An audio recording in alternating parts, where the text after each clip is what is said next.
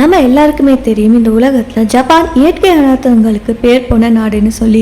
நிலநடுக்கம், சுனாமி, சூறாவளி இது எதுவுமே ஜப்பானுக்கு புதுசு இல்லை.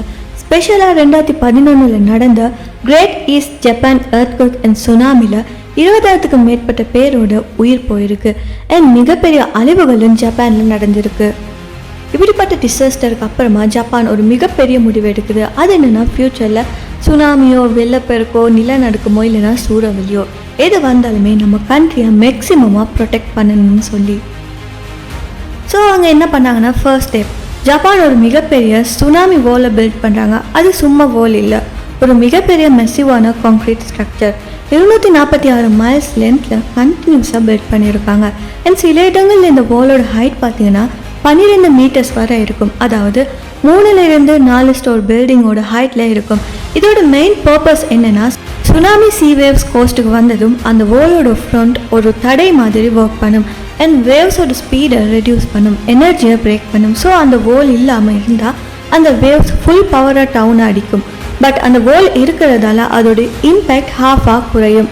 அண்ட் கோஸ்டல் வில்லேஜஸ், ஹவுசஸ், அது மட்டும் இல்லாமல் மக்களோட லைஃப்பும் சேஃபாக இருக்கும். செகண்ட் ஸ்டெப் பார்த்தீங்கன்னா, அதோட ஜப்பான் கவர்மெண்ட் என்ன சொல்லிச்சுன்னா, ஒன்லி மேன்மேட் வால் மட்டும் போடாது, அதுக்கு பதிலாக நம்ம நேச்சரையும் யூஸ் பண்ணணும்னு சொல்லி. ஸோ அவங்க கோஸ்டல் ஏரியாவில் 9 மில்லியனுக்கு மேற்பட்ட மரங்களை நாட்டுறாங்க. ஏன் இந்த மரங்களை நாட்டுறாங்கன்னா, மரங்களோட வேர்கள் பார்த்தீங்கன்னா மண்ணில் போய் டைட்டாக ஹோல்ட் பண்ணும். ஸோ சுனாமியோட வேவ்ஸ் வந்தாலுமே எந்தவித பாதிப்பும் ஏற்படாது. மரத்தில் இருக்கிற பிரான்ச்சஸ், ட்ரங்க்ஸ் இதெல்லாம் வேவோட இம்பேக்டை கொஞ்சமாக ஸ்லோ பண்ணும்.